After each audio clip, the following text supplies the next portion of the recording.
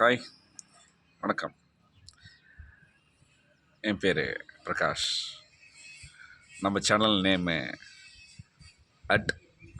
@NS Live and True 18 நம்ம live channel.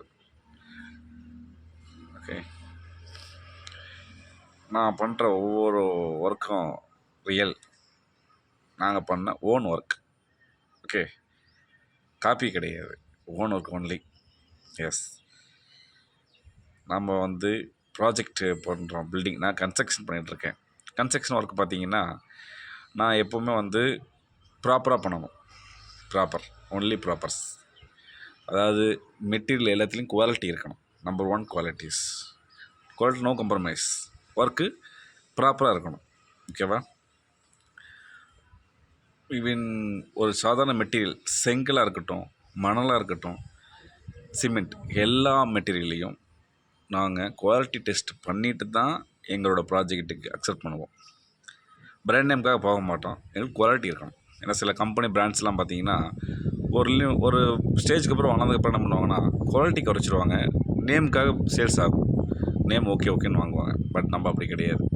நம்மளுக்கு பிராண்டடாக இருந்தாலும் சரி, நான் பிராண்டடாக இருந்தாலும் சரி, எதுவாக இருந்தாலும் குவாலிட்டியை எங்களோட சைட்டில், அந்த சைட்டில் செக்கிங் பண்ணுவோம்.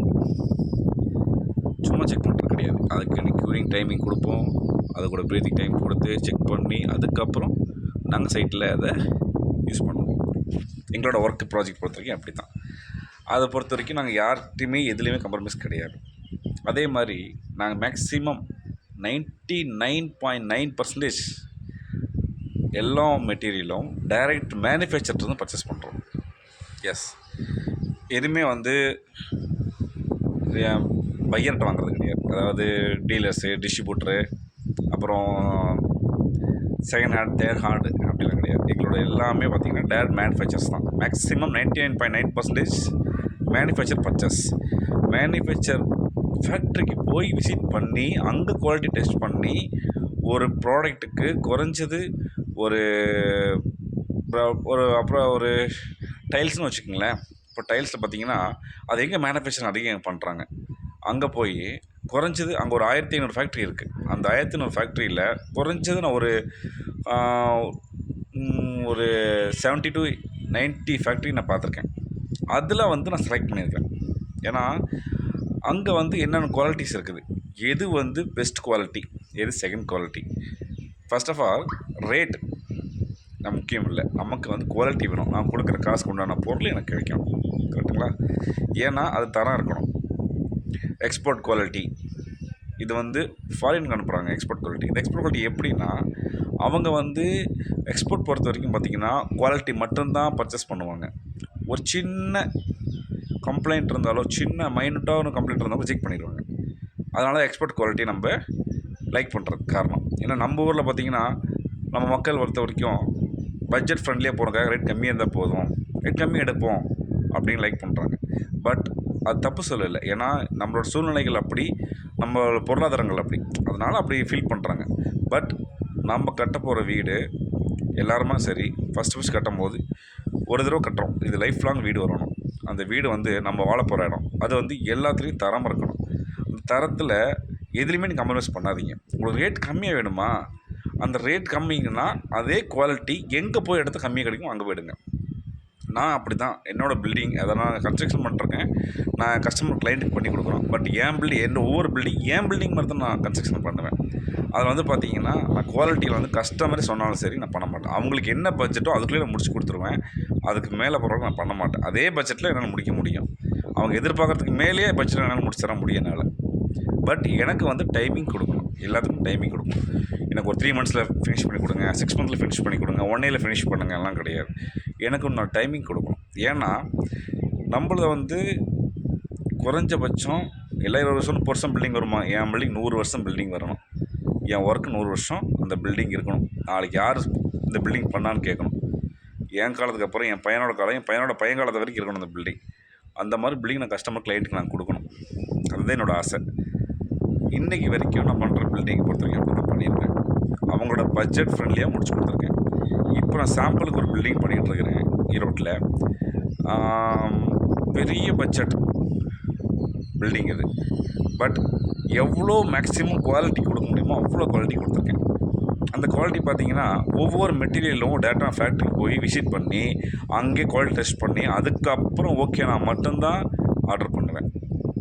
அது நம்ம சைட்டுக்கு வரும்போது சேம் குவாலிட்டியாக இருக்கணும், சேஞ்ச் பண்ணிடக்கூடாது. அதனால் ஃபஸ்ட்டு நான் ஒரு ஒர்க்கு ஒரு மெட்டீரியல் ஒரு டைல்ஸ்க்கு போகிறேன் அப்படின்னா அங்கே போய் கிட்டத்தட்ட 1 or 2 months அங்கேயே இருந்து இதில் ஃபஸ்ட் நம்ம தெரிஞ்சுக்கணும் விஷயங்கள். அதாவது டைல்ஸ் எல்லாம் தயாரிக்கிறாங்க, எதனால் அந்த டைல்ஸ் குவாலிட்டி வருது, எதனால் குவாலிட்டி கம்மின்னு சொல்கிறாங்க, இதெல்லாம் நான் ஃபஸ்ட் ஆஃப் ஆல் தெரிஞ்சுக்கணும். நமக்கு தெரியாமல் விஷயத்தை நான் பண்ணக்கூடாது. எனக்கு என்ன 2 கமிஷன் 5 கமிஷன் கொடுத்துட்டு போயிருப்பாங்க ஸ்கொயர் ஃபீட்டுக்கு. பட் நான் அப்படி கிடையாது. என்னையை பொறுத்த வரைக்கும் கமிஷனுங்கிறது நெக்ஸ்ட்டு, எனக்கு வந்து ப்ராஃபிட்டுங்கிற மெயின் கிடையாது. Money no business. என்னை பொறுத்த வரைக்கும் ஒரு பிஸ்னஸ் பொறுத்த வரைக்கும் லைஃப் லாங் இருக்கணும். இதெல்லாம் ரிப்பீட் எனக்கு கஸ்டமர்ஸ் வரணும், எனக்கு ரெஃபர் பண்ணணும், எனக்கு ஓகேன்னு சொல்லணும். அதுதான் என்னோடய பாயிண்ட் ஆஃப், அதுதான் என்னோடய ப்ராஃபிட். என் கஸ்டமர் இன்க்ரீஸ் ஆகணும், என்னோடய கிளைண்ட்ஸுக்கு சாட்டிஸ்ஃபைட் பண்ணணும், அதுதான் என்னோடய பெனிஃபிட் ப்ராஃபிட். ஓகேங்களா? நான் வந்து ஒரே பில்டிங்கில் 10 லட்சம் 5 லட்சம் சம்பாதிக்கிறது பெரிய விஷயமே கிடையாது. கஸ்டமர் கண்டிப்பாக சம்பாதிச்சுட்டு போயிடுவேன். பட் எனக்கு அப்படி தேவையே கிடையாது. என்னை பொறுத்த வரைக்கும் கொடுக்குற காசுக்கு உண்டான பொருள் கொடுத்தா நான் எடுப்பேன். அப்படி இல்லையா அதுக்கு நான் பேமெண்ட் கொடுக்க மாட்டேன். இன்ன வரைக்கும் அப்படி தான். சில பேர் என்னம்பாங்க, ஏன்னா இந்த ரேட்லாம் நீங்கள் பண்ணுறீங்க, எப்படி பண்ண முடியுங்களாம்மா. பட் அதுக்கு நம்ம டைமிங் கொடுக்கணும், அதை தேடி போகணும், சர்ச் பண்ணணும். நம்ம யார் சர்ச் பண்ணுறதே கிடையாது. நம்ம என்ன பண்ணுறோன்னா, ஏன் இங்கே 10 கடை ஈரோட்டில் இருக்க விசாரிக்கணும், 10 கடை 20 கடை 50 கடை இருக்குதா, 10 கிலோ விசாரிப்பீங்க, எல்லாரும் ரேட் எடுத்துப்பான், அவ்வளோ தர மாட்டாங்கன்னு போயிட்டே இருப்பீங்க. அப்புறம் கோயம்புத்தூர், அங்கே ஒரு 10 கடை 50 கடை விசாரிப்பீங்க. அப்புறம் சேலம், இந்த மாதிரி விசாரித்து பார்க்கும்போது டிரான்ஸ்போர்ட்டிங் எல்லாம் போய் யார்ப்பா அலையிறது அப்படின்ட்டு விட்டுருப்பீங்க. அந்த அலையிறதுக்கு தான் நாங்கள் இருக்கோம். உங்களோட வேலைகளை நாங்கள் செய்கிறோம். அதுக்கு உண்டான டைமிங் கொடுத்தீங்கன்னா நாங்கள் செஞ்சு கொடுப்போம். அதுக்கு எக்ஸ்ட்ரா சார்ஜ் பண்ண போகிறதில்ல. எங்களுக்கு ஒரு எக்ஸ்பீரியன்ஸ், அதாவது கிளைண்ட் எங்களுக்கு டைமிங் கொடுத்தீங்கன்னா நான் போய் சர்ச் பண்ணுவேன். சர்ச் பண்ணி பார்க்குறப்ப இந்த குவாலிட்டி எங்கே தயாரிக்கிறாங்க. ஃபஸ்ட்டு டைல்ஸு ஒரு ஃபஸ்ட்டு சாம்பிள் சொல்கிறேன். எல்லாமே கல்லும்பாங்க. டைல்ஸுங்கிறது ஒரு ஆக்சுவலாக ஒரு ஸ்டோன் மாதிரி தான். ஸ்டோன் கிடையாது ஆக்சுவலாக. அது ஒரு மணலில் தயாரிக்கிற செங்கல் மாதிரி. அது புரியுதுங்களா? அது கல் கிடையாது. ஏன்னா கல்லுங்கிறது கிரானைட் மட்டும்தான் கல், மார்பிள்ஸ் கல். இதெல்லாம் பார்த்தீங்கன்னா டைல்ஸ் கல்லும் உருவாக்குறாங்க. அது ஃபஸ்ட்டு நமக்கு தெரியாது, நிறைய மக்களுக்கு தெரியாது. சில பேர் இன்னுமே பார்த்தீங்கன்னா டைல்ஸ்னால் அது ஸ்டோன்னு நினச்சிட்டு இருக்கிறாங்க. ஆக்சுவலாக ஸ்டோன் கிடையாது. அது ஒரு தடவை மெட்டீரியல். ஓகேங்களா? அது பர்ச்சேஸ் பண்ணுற மெட்டீரியல் ஒரு பக்கம் எடுக்கிறாங்க, மேனுஃபேக்சர் ஒரு பக்கம் பண்ணுறாங்க. ஸோ அந்த மாதிரி அது நம்ம இந்தியாவுக்கு ஒரு சேல்ஸ் குவாலிட்டி கொடுக்குறாங்க, export quality other countries supply பண்ணுற கம்பெனிஸ் இருக்குது. ஸோ நமக்கு வந்து குவாலிட்டி இருக்கணும். நான் இங்கே என்ன ரேட் எடுக்கிறனோ அந்த ரேட்டோட 5 ரூபா சேர்த்து கொடுக்க நான் தயார். பட் எனக்கு குவாலிட்டி வேணும். ஏன்னா மேக்ஸிமம் பார்த்தீங்கன்னா 100% 10% பார்த்தீங்கன்னா அங்கே மெட்டீரியல் வாங்கிட்டு வந்து இங்கே வந்து செகண்ட் குவாலிட்டி வாங்கிட்டு வந்து ஃபஸ்ட் குவாலிட்டி சேல் பண்ணுறாங்க. அது எனக்கும் தெரியும், நான் பார்த்துருக்குறேன். ஓகேங்களா? இதே ரேட்டுக்கு இவங்களோட 5 ரூபா நான் கம்மியில் எச்சு கூட கொடுப்பேன். ஆனால் குவாலிட்டியாக நாங்கள் எடுக்க முடியும். அந்த டைல்ஸை இங்கே பார்த்தீங்கன்னா மினிமம் 20 to 30% பார்த்திங்கன்னா அதிகமாக இருக்குது இங்கே பர்ச்சேஸ் பண்ணிங்கன்னா. பட் அதே ரேட்டுக்கு தான் இங்கே சேல் பண்ணுறாங்க, பட் குவாலிட்டி கிடையாது. ஸோ அது மாதிரி ஒவ்வொரு மெட்டீரியலையும் நான் குவாலிட்டியை கம்பல்சரி வெரிஃபை பண்ணிவிட்டு அப்போ தான் எங்கள் பில்டிங்கில் அக்செப்ட் பண்ணுவோம். நீங்கள் எங்கே வேணாலும் டெஸ்ட் பண்ணி பார்த்துக்கலாம். எங்கள் குவாலிட்டி மஸ்ட், காம்ப்ரமைஸ் கிடையாது. ஓகே, நிறைய அப்டேட்ஸ் இருக்குது. நான் என்னென்ன மெட்டீரியல் எடுக்கிறேன், எங்கே எடுக்கிறேங்கிற டீட்டெயில்ஸ் நான் நெக்ஸ்ட் வீடியோவில் கொடுக்குறேன் உங்களுக்கு.